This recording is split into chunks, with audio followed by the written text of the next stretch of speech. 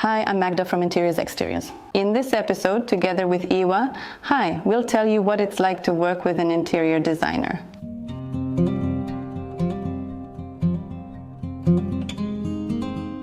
As you know, I'm not an interior designer, so for today's episode, I invited a specialist. Iwa not only designs interiors, but also hosts the podcast Designer Friends and brings this community together. She understands the market much better than I do. I'll try to give you an idea from my perspective as an interior architect who has been working in the market for almost 15 years of what collaboration on a project might look like. What is it like to work with an interior designer? What forms can it take, and what are the main stages? Even for me, over these 15 years, the form of collaboration with clients has changed a lot, partly because there are different needs, different budgets, and clients also have varying amounts of time to complete their projects. I think I would start with the broadest form of cooperation possible, which is a comprehensive project with supervision. This is a service that I think is most commonly associated with working with an architect. And it sometimes even starts from the moment of choosing the residence, choosing the plot, or choosing the design of a single family house. Such cooperation lasts at least a quarter, that's how it is with me, and sometimes it even extends to several years. This happens in situations when we're just considering buying some property or even analyzing a ready-made single family house design. And then, from preparing the documentation by the architect, but in consultation with the interior designer, the whole project is handled. The process can even take up to several years. This comprehensive project should definitely consist of at least 4 stages, and that's exactly how I do it. The first stage is meant to get to know the client's needs. This is the stage where alternative versions of the functional layout should be created to show what can actually fit in the given space. And a thorough interview. And the result of this interview should be a mood board, which is a kind of stylistic and material concept, so that the client can answer the architect's question about what style and character they want the interior to be prepared in. This stage should also include a questionnaire or a conversation about the budget, because all the decisions made after this stage will also affect the cost of implementing the given project. And so that there are no misunderstandings, discrepancies, or client dissatisfaction at a later stage of the project. It's also important to discuss the client's budget and the cost of interior finishing. In general, in the style and character the client dreams of. The next stage is actually visualizing what the given space should look like. There are different ways to do this, the most popular being building a 3D model and presenting photorealistic visualizations, but not only that. At this stage, it's also worth seeing material samples, viewing some interior finishing elements, or even seeing the furniture in person, so you know exactly which elements should appear. The next stage is preparing the technical documentation. These are all the drawings that will allow your project to be carried out by a professional renovation team. By a carpenter, where there are interior design elements that are custom made, like a railing for a locksmith or wrought stairs. All these things should be included in the technical documentation. And the last thing, in my opinion the most important, is preparing a very detailed equipment list, so that the client is left not only with a vision, but also with a ready-made recipe for how the interior should look. Like what to buy and what exactly should be in their rooms. How can we continue with this? Very often it happens that there is also supervision over the implementation, and then the architect stays with the client for a few more months, coming to the construction site. They help with placing orders, help control the schedule, and check what has actually been completed within the budget. This is also a moment that I like, to add something about styling, and simply I would say to add the cherry on top. So as you can see, there are quite a few stages. And that's exactly what a comprehensive interior design project is, because it takes a lot of time for both the client and the architect. Sometimes it's just overwhelming and this service is too costly. That's why I think at any stage you can either stop it or simply decide from the beginning to go for just a little less support. The basic service that's also offered is help only with the functional layout and visualization.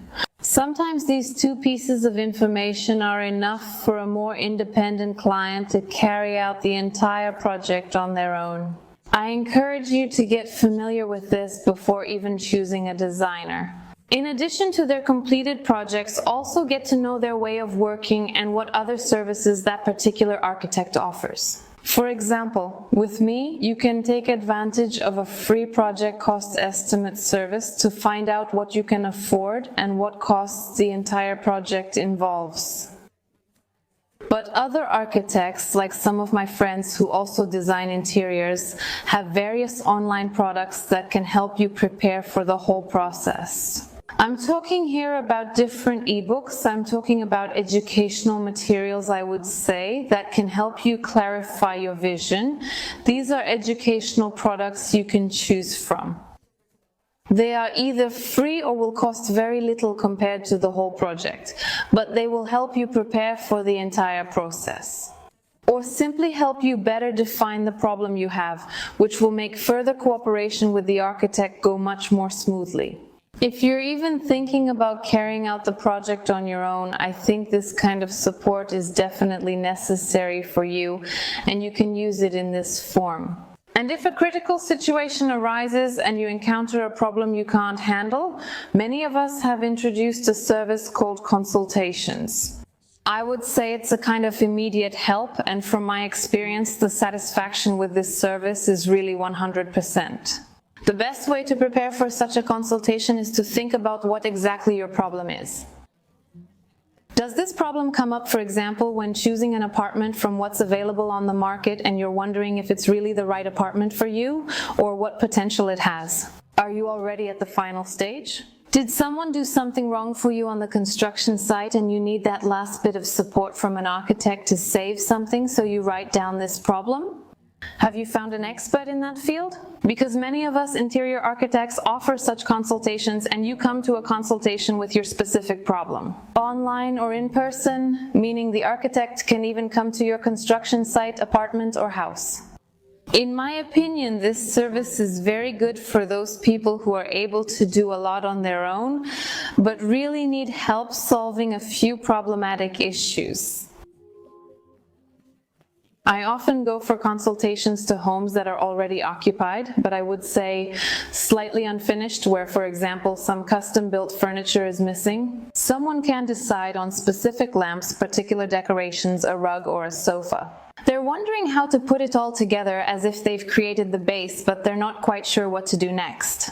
This is the perfect moment to invite an architect over. I usually go with various samples right away so that I can match everything in person. And the result of such a consultation, of a designer's visit at home, is simply a list, links, specific stores, specific models, specific upholstery, specific boards, specific veneer, a color from the natural color system, or Reichsausschuss für Lieferbedingungen Palette. Thanks to this, you get a finished interior at a much lower cost for such a service, and the final result will still be satisfying for you.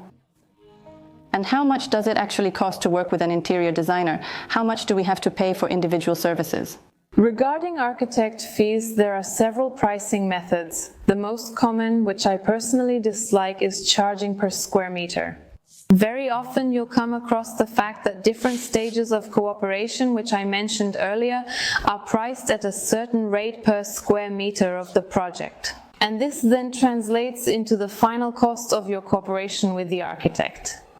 Basic rates. These are the ones that are currently more or less on the market, the ones I come across, and I'm on various groups on Facebook, on forums, so I feel like I have some insight. That's a minimum of 180-200 zlotys for a comprehensive project, up to 600 zlotys per square meter.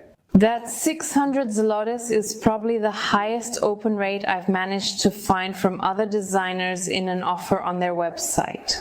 However, I don't think there's really an upper limit. Because the truth is, even on our Polish market, there are so-called star architects or star designers who are already celebrities, and they're the ones who set the terms a bit. A pricing method that, in my opinion, works better and is more adequate for the amount of work that needs to be done in a given project with a particular client. This is a pricing per room, and it's a pricing method that I actually use not even per room, but per function. I should say, the number of functions to be designed in a given project determines the price for the project. Because it turns out that in, for example, a 40 square meter apartment, you still need to fit a bedroom, dining area, kitchenette, workspace, and bathroom. There's really just as much work as in an 80 square meter apartment with the same functions.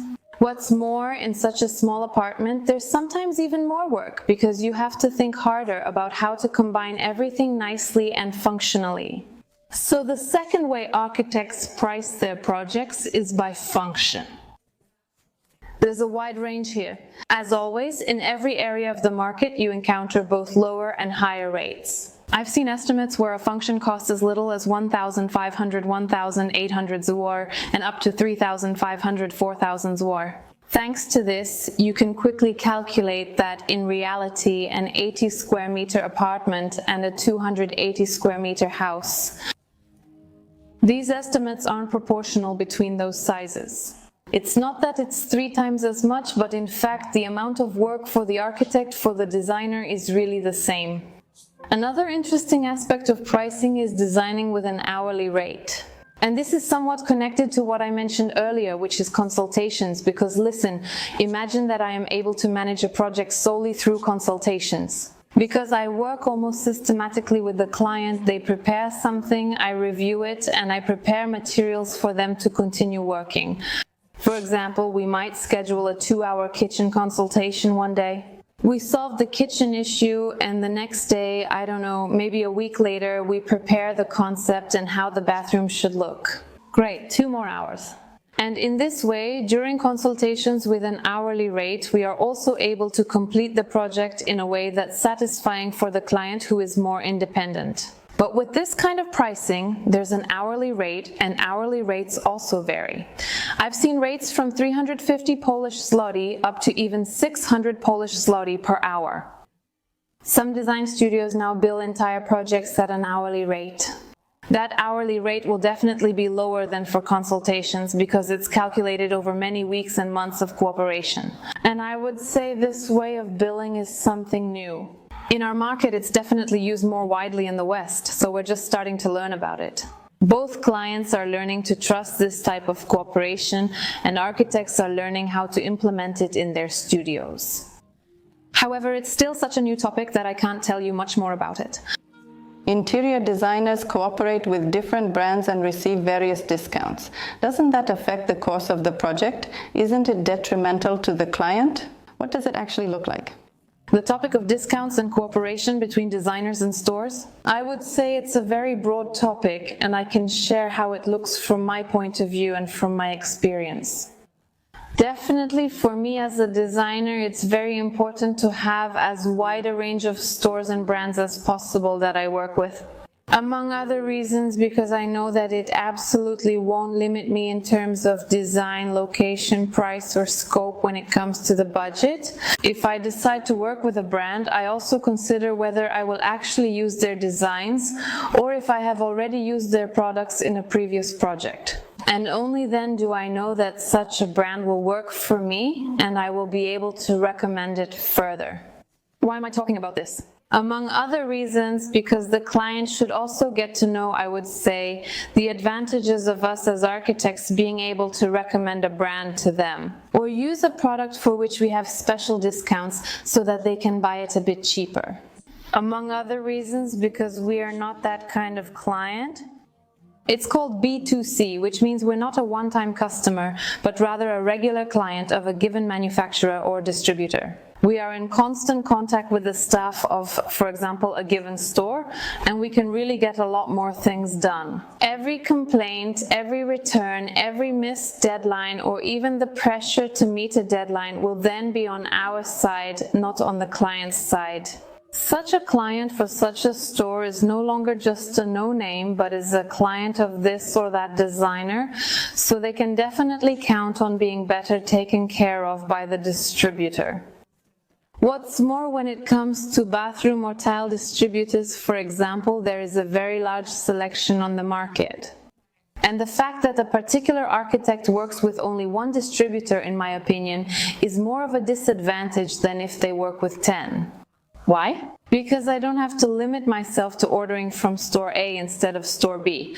I know that even if I order some things from store A and some from store B, the service will still be top-notch in the end. The customer will get advice and a discount that will make them happy, so they won't have to look for it in other online stores. And I know that I don't have to wonder what to choose from this store or that one. I can simply pick whatever I like, whatever fits the project, and make my decision freely. What I also mentioned about choosing from different stores and the customer doesn't have to search for it online themselves. It also has a huge impact on the delivery costs and overall logistics service costs of carrying out the entire project. I'm thinking here about the fact that if we order a larger batch of materials, like a toilet, a faucet, tiles, or a shower tray, if it's from one store, the delivery is usually included in the price, or it's just a one-time delivery with the goods brought into the apartment. However, if you order all of this theoretically cheaper from different online stores, the delivery costs, which you might not pay attention to at first, can simply end up being higher. And in the end, it really doesn't pay off for you to buy these things from different stores. And the next stage, which is all kinds of after-sales service like complaints or returns, is also just much harder to handle. These collaborations with stores or manufacturers allow the architect to earn a commission from sales, typically 1 to 3%, sometimes up to 5%.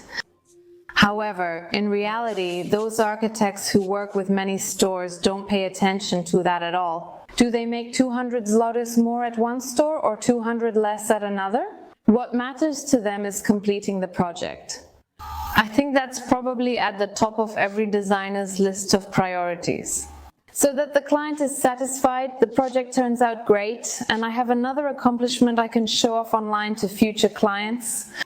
And the fact that the client is satisfied also means that if someone in their circle is considering choosing a designer, a satisfied client will recommend me. Obviously, they'll be more likely to recommend you.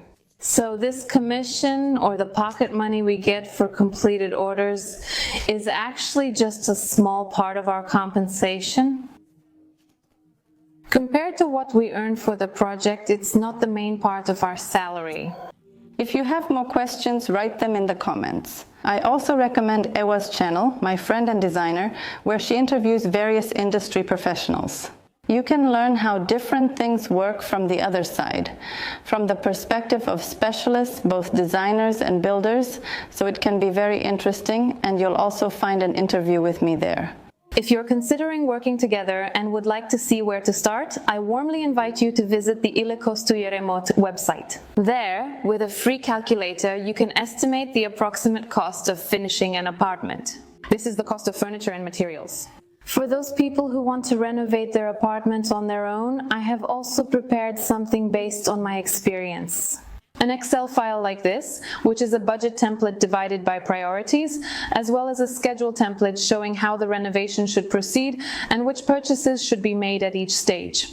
It's a file that, for someone doing a renovation for the first time, explains a lot and really helps with organizing the entire renovation. Many of my designer friends have also prepared such products, which will make it easier for you to carry out the project on your own. I'll try to suggest the ones I think are the best for you in the links below, so you can complete your project on your own. I also encourage you to check out the video description, and I highly recommend the 2D furniture pieces, which are really useful both when planning out your apartment and also when choosing an apartment before buying, because they help you assess whether you'll actually be able to fit everything you need in a given property. wnetrzazewnętrza.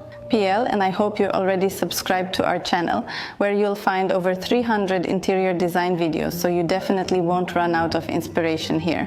See you next time. Bye bye.